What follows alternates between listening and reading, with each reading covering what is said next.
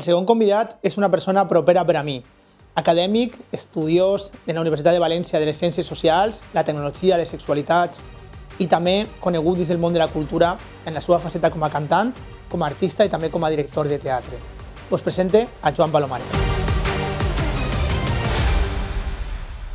La primera persona que vaig entrevistar ha sigut del món de la música, del món de la cultura i també del món polític. Tu també eres del món de la música, del món de la cultura. Després parlarem de la teva part artística, però voldria començar per la teva part acadèmica com a sociòleg, la teva tesi doctoral.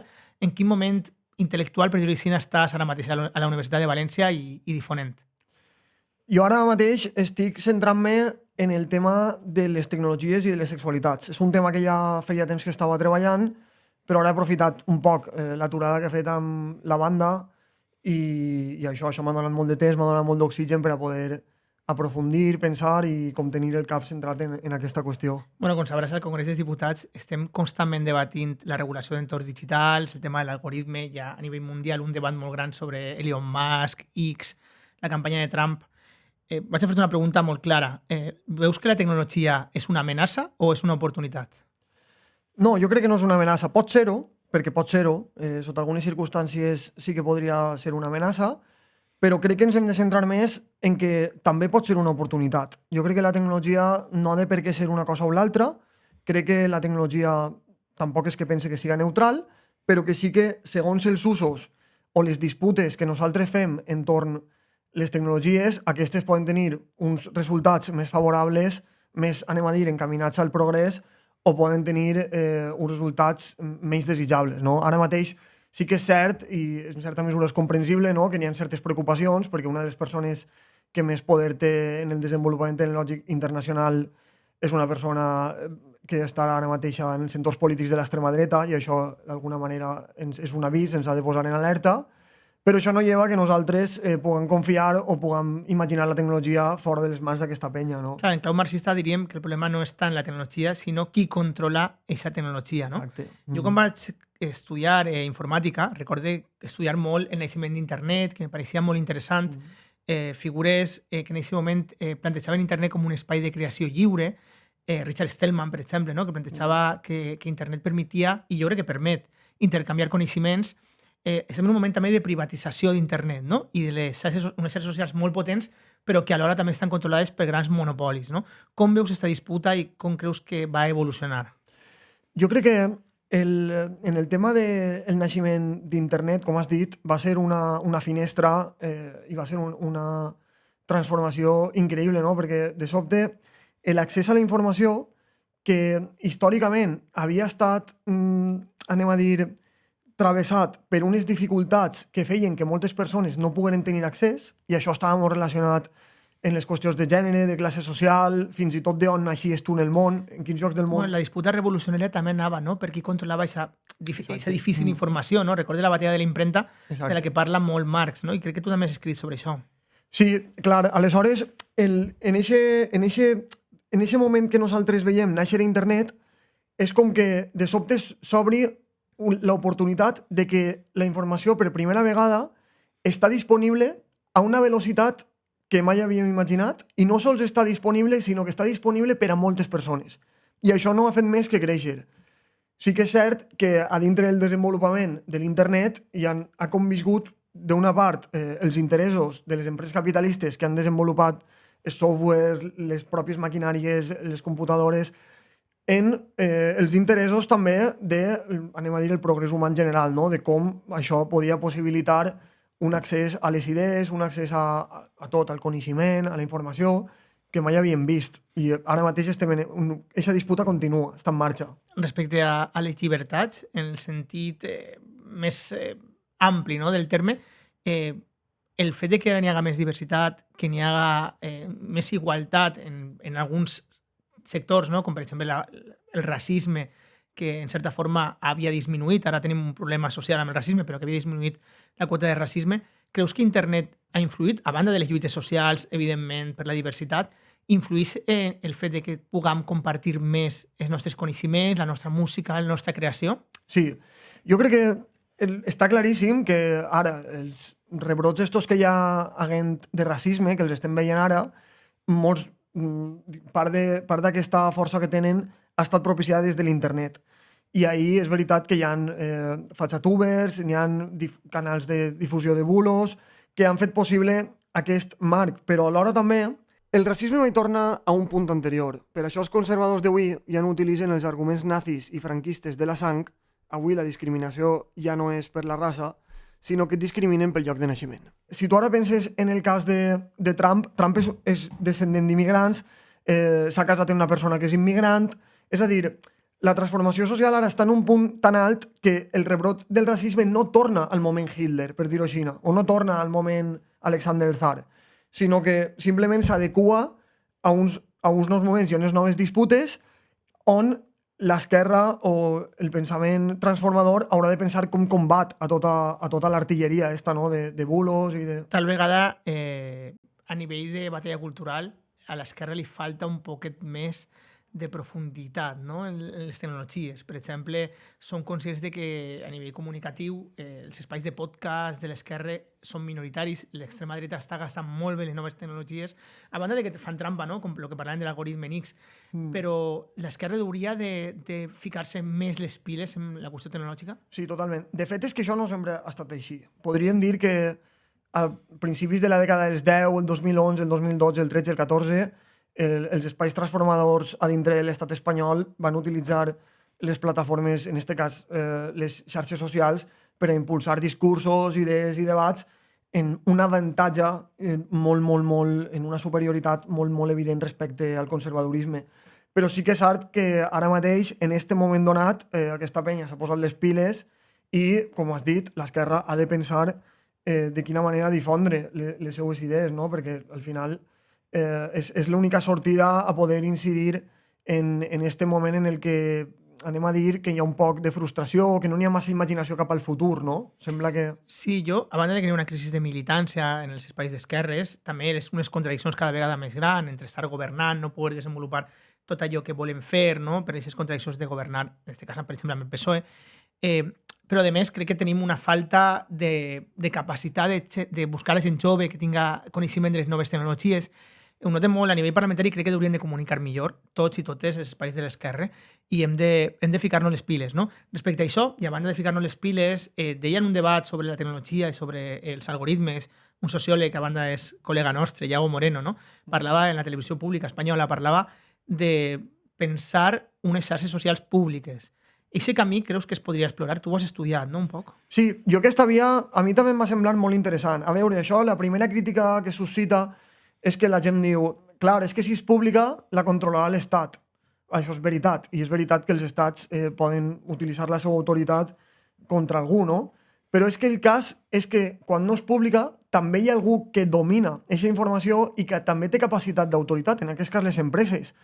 Aleshores, no, d'alguna manera jo no crec que hagin de pensar que n'hauria que pensar sols en clau de xarxes socials públiques, però jo el que em pregunto és, si existeixen les privades, per què no hem posat damunt de la taula la possibilitat de l'existència de les públiques, no? L'Estat en molts moments, al llarg de la història, especialment en el segle XX, moltes de les coses que apareixien en l'àmbit privat, quan veien que eren d'un interès general, entraven a fer-les possible a través de polítiques públiques, no? Per què no ho estem fent ara en les xarxes, no? Per exemple... Les pròpies universitats, per exemple, podrien ser un actor a nivell, per exemple, europeu, capaç, no?, també de dotar de coneixement.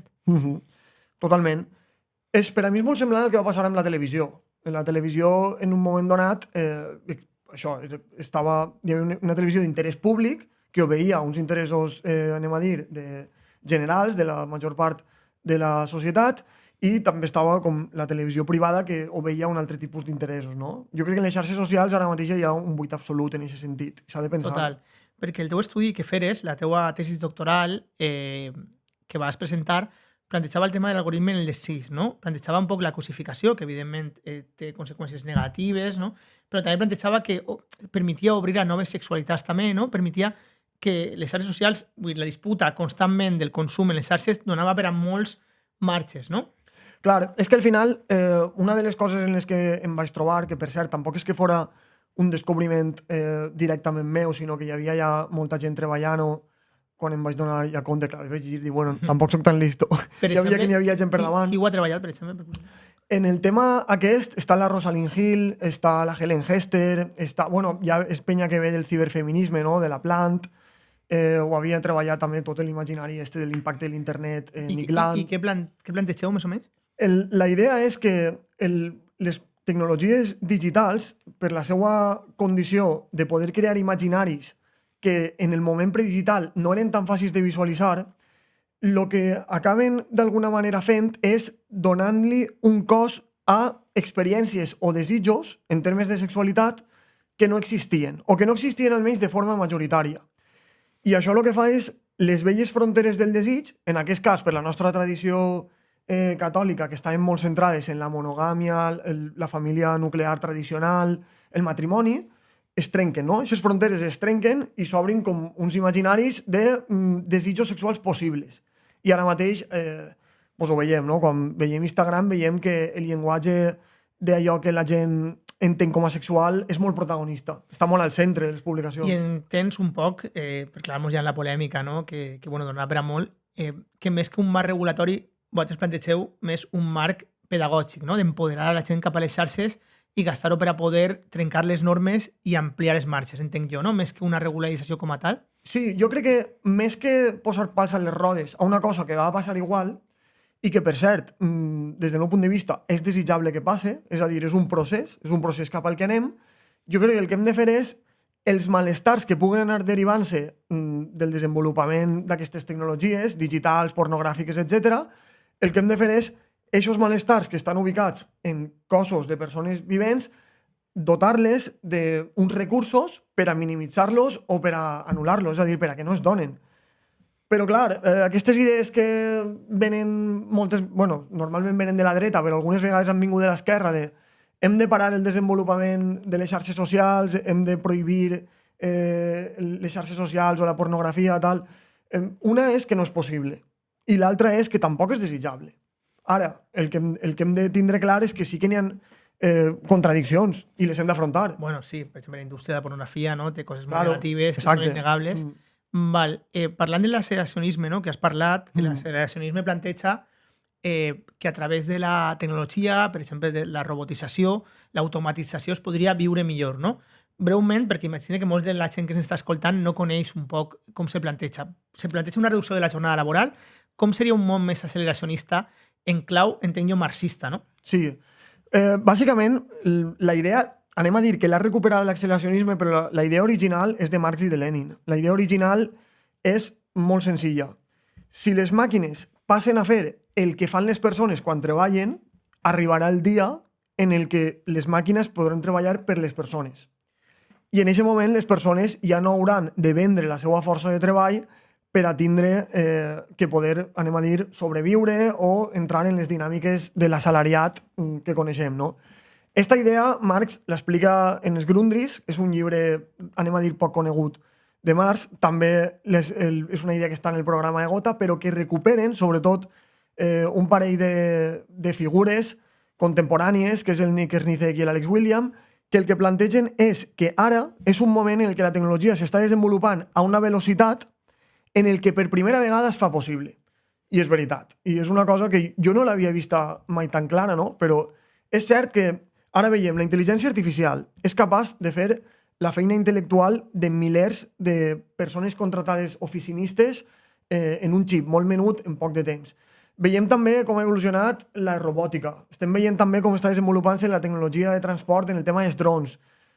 Són tot uns cúmuls tecnològics que estan arribant a uns nivells en els quals la mà d'obra humana és molt ineficient al seu costat.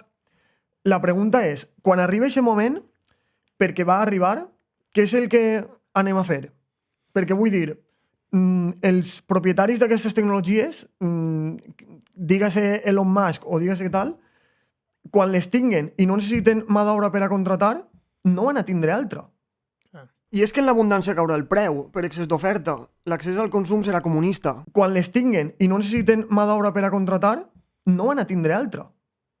Què van a fer en això? Clar, sí, bueno, ahí entrem en un debat, no?, de la renta bàsica universal, de ferramentes, però entenc jo que des de l'òptica marxista l'aspiració seria que els mitjans de producció, en aquest cas l'automatització, la robòtica, fora pública per a poder abastir a la societat, no?, en un sentit més utòpic el comunisme, no? Per dir-ho així, no? Sí, Caminar cap ahí, sí, no? sí, sí. I parlant d'utòpic, clar, l'horitzó tecnològic moltes vegades ens planteja com una distopia, com una antiutopia, no? Tal vegada hauríem de començar a imaginar un poc l'utopia, o què? Sí, jo crec que això és una cosa que estava molt en les corrents transformadores a principis del segle XX. Crec que és l'imaginari del constructivisme, crec que és l'imaginari... Siguem crítics, no? Perquè també hi ha qüestions negatives com el Totalment. canvi climàtic, que és innegable, no? Com Clar. el tema de recursos, vull dir, hi ha unes contradiccions molt grans que no hem d'oblidar i també m'agradaria que en aquest espai també debatirem amb gent de Clar. cientista i escoltar-los, no? Però crec que també ens falta utopia, no? Totalment. És que el problema és com s'està encarant això, no? N'hi haurà gent que dirà que el canvi climàtic és una causa de la tecnologia i jo preferisc enfocar la qüestió d'una altra manera. La solució al canvi climàtic és la tecnologia. Veus com la tecnologia en aquests dos punts ocupa, anem a dir, imaginaris diferents. I jo crec que l'esquerra ha de recuperar aquesta idea utòpica, no? Jo això, traduint un llibre que per cert me'l vas regalar tu la primera vegada, Estrella Roja, vaig enyorar molt l'esperit, en aquest cas, d'Alexander Bogdanov, no? Una persona de principis del segle XX que està imaginant-se un món com a aquesta generació li agradaria. Nosaltres, com a generació, ens hem atiborrat de distopies. Ens hem atiborrat de Black Mirror, ens hem atiborrat del conte La criada, ens hem atiborrat de No mires arriba, i no tenim massa futur. Mark Fisher ja ho va teoritzar. Ara mateix, per a l'esquerra, és més fàcil imaginar el final del món que el final del capitalisme, i això és perquè nosaltres no tenim una proposta o un imaginari, no? Ahí és on entra l'acceleracionisme, pensant en això. Molt bé. Bueno, tenia moltes ganes de parlar també de la teva part cultural, però crec que estem endinsant en aquesta part que és molt interessant i a la gent estic segur que li agradarà aquest debat. Vaig enllaçar-te en una pregunta que te va fer l'anterior convidat, que va ser Josep Nadal, que també és conegut teu, amb qui vas compartir un projecte musical. Anem a ficar-la i ara la relacionarem un poc en el que estem parlant. Bé, jo, Joan, el que li preguntaria, més enllà de tota la seva especialitat com a sociòleg i tot això, que és molt interessant, jo, pues, dins del món de la faràndula, del món de la cultura, pues, ara que s'ho ha deixat en el grup, li preguntaria si té pensat en algun moment fer alguna cosa més i específicament en el tema del teatre, no? Perquè sí que vaig veure en la seva obra del Manifest Romàntic, Manifest Antiromàntic, que era una manera molt interessant de connectar amb la gent jove, no? I que pues, els que anem fent molts majors, pues, cada volta ens costa més, però a nivell visual, a nivell tecnològic i a nivell de missatge presentava alguns elements molt potents de cara a la gent jove i preguntar-li si havia pensat un poc, retornar un poc a aquest camí. Val, doncs enllaça un poc la pregunta, que ha sigut molt clara, no? Però Manifest Antiromàntic va ser també una forma de comunicar a través del teatre també aquestes qüestions que estàs plantejant, no? Com vas connectar amb la gent jove? Com veus la part teatral teua i la difusió de les teues idees mitjançant el teatre i la cultura? Per a mi Manifest va ser de cap a rabo un experiment, i la veritat que va ser un experiment molt bonic i va ser una oportunitat per a plantejar el que acabes de comentar, no? A veure, jo tenia unes idees, millor dit, nosaltres tenim unes idees, perquè allà estava també Pau Berga. I bueno, també es basaven en idees com Pol Preciado, per exemple. Exacte. Teníem ahí com, anem a dir, nosaltres volem comunicar això, teníem com un imaginari, i el que vam fer va ser una cosa, anem a dir, forçada, perquè va vindre donat per la Covid, com que no podíem actuar en escenaris de festivals, vam dir, bueno, anem a pensar un format al teatre, no? I en aquest sentit, el repte era parlar en uns llenguatges que per a nosaltres eren totalment experimentals, no? Contar l'obra a través d'una pantalla de mòbil gegant, jugar en els codis de les xarxes socials... Per a qui no ho ha vist, de què anava Manifest Antiromàntic? Manifest Antiromàntic ho vam concebre com a concepte, com una electroòpera pornoterrorista. Era, anem a dir, un concepte que tenia una narrativa, era una història, com en qualsevol òpera, que estava comunicat a través d'un llenguatge musical electrònic, però que en els ingredients visuals i en la trama l'univers era el del pornogràfic, no? Era un univers molt centrat en els codis actuals d'Instagram, de Pornhub, de Tinder, no? Anem a dir que el centre de l'obra era una cita de Tinder, com passava per diferents xarxes socials, i això, doncs, bàsicament... Qüestionant el gènere, no? I les identitats. Clar, totalment. Feia un qüestionament total de les categories socials de segregació contemporànies, no? I ens portava un univers molt d'un neoliberalisme molt immediat, no? I la recepció, com diu Nadal, de la gent jove? Jo crec que això va ser una sorpresa. Jo no sabia tampoc molt bé què anava a passar. Evidentment, quan fas alguna cosa no saps qui va a comprar les entrades, però va ser una bona notícia. Parlant amb Marc Galandete, que era una de les persones que va impulsar, bueno, la persona que va impulsar la producció de l'obra, ens va estar comentant que la mitjana d'edat de la venda d'entrades als teatres públics, en aquest cas els d'Alacant, València i Castelló, havia baixat molt. I això va ser una notícia molt interessant. Perquè vau esgotar entrades en el Principal de València, Sí. no? Si no recorde mal. Sí, va ser, Clar. va ser una molt bona notícia. I bueno, contestant també a Josep, penses continuar en aquesta línia? A mi m'agradaria molt. És veritat que ara tampoc són uns temps que tinguen molta esperança en la conselleria, no? Perquè ara estem en un moment d'unes polítiques molt més conservadores, saps? És veritat que no s'estan donant corda a propostes com aquesta, però sí que és veritat que a mi m'agradaria reprendre-ho en algun moment. S'haurà de donar el context, haurà d'haver persones en l'àmbit polític que estiguen, anem a dir, més obertes a propostes més d'aquest tipus, però m'encantaria. Bueno, per acabar, i m'agradaria seguir parlant, però bueno, tenim un temps limitat, sempre fem el mateix, te preguntem, igual que hem fet en Josep i ho farem en el següent convidat o convidada, en aquest cas era convidada, per a tu, dir-nos una persona referent en l'àmbit cultural o polític, qui seria per a tu? Jo ara mateix, la persona que tinc ahir de referència i que m'interessa moltíssim perquè està fent una proposta que és filosòfica, que és sociològica i que és alhora artística, és Helen Hester. És una persona que lidera un col·lectiu artístic que es diu Laboria Cubonics i al mateix temps és la intel·lectual, és l'autora de la teoria xenofeminista, que anem a dir que és el feminisme acceleracionista. És una figura que m'està interessant molt i que em pareix que està revolucionant el pensament, l'art. És increïble, ho està fent des de Londres, és molt potent. Bueno, doncs apuntem. I després un moment històric que per a tu ha marcat molt? Per a mi el moment històric en el que més m'emmiralle és en la Revolució Soviètica. Crec que és un moment de transformacions, de canvis, de somnis, d'anem a fer les coses com volem. I una anècdota molt breu que estaria bé contar és d'Estrella Roja, no? De quan s'imaginen l'utopia del tema del gènere, no? Com Lenin legalitza l'homosexualitat, és un tema que es desconeix molt per el que ve després, que no vull entrar en aquest debat, però què va passar en Estrella Roja? Va ser unes pàgines censurades que parlaven de... Sí.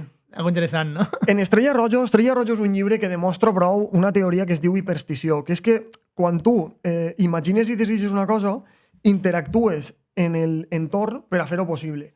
Moltes de les coses que plantejava el llibre, com el que has comentat, la normalització de la homosexualitat, la dissolució de la divisió de rols del treball de gènere... Tot això en el llibre estava escrit i poc de temps després, molt de poc de temps després, això ja és una realitat material en aquells territoris, no?, de l'antiga Unió Soviètica.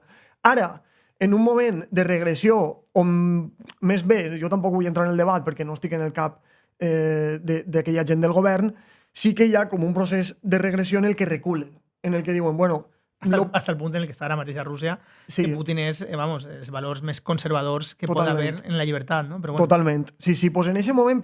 Anem a dir que passa una cosa semblant, veuen davant una amenaça i prioritzen, anem a dir que la prioritat és guanyar a Alemanya nazi, no? I aleshores tots els imaginaris, anem a dir, més especulatius o de caràcter així més vanguardista, es posen al congelador. I entonces censuren un poc una part del llibre, no? Sí. En la que el propi autor ja parlava de la diversitat. I de poligàmia. Claro, en un moment històric on ni tan sols Butler havia nascut, no? Totalment, clar. Bueno, aquesta anècdota li donarem un poc de volta. Bé, per acabar ja, sempre fem una pregunta al següent convidat o convidada. En aquest cas, vindrà una representant del moviment animalista, de drets animals i contra l'especisme. Què li preguntaries?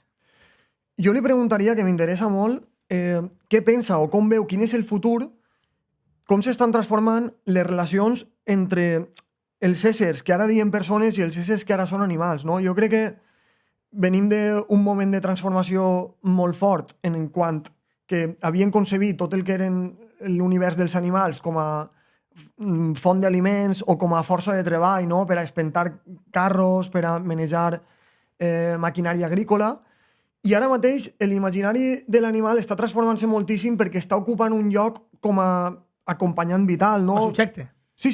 Estem reconeguent-lo com un ser que té els seus sentiments, que, clar, estem reconeguent-li drets i de tot això m'interessa moltíssim on va a parar, no? Quines contradiccions té això de cara al futur i quines són les resistències que n'hi ha a tot això. Molt bé, doncs bueno, li fiquem la pregunta i res, tanquem agraint-te la teva presència, és el segon podcast que fem, deixem els enllaços ací baix, volem crítiques, volem debat, volem discussió i anem a seguir parlant, no? Moltes gràcies. Gràcies.